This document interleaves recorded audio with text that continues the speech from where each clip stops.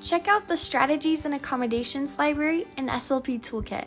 In the student's dashboard, click on Strategies and Accommodations in the left side panel to access a library of identified supports for various skills and content areas.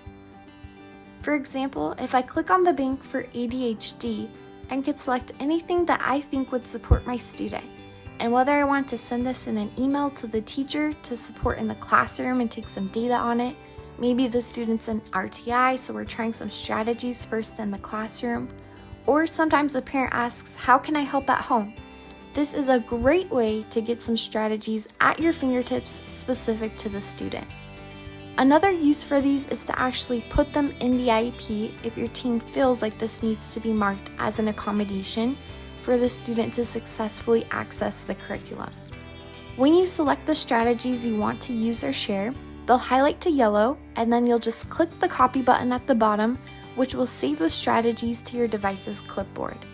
Now you can go in and paste them, whether it be in an email or the IEP itself. You'll notice that it also brings in all of the students' demographic information, such as the school year or the teacher, so you can edit or delete this as needed, and you are set to go.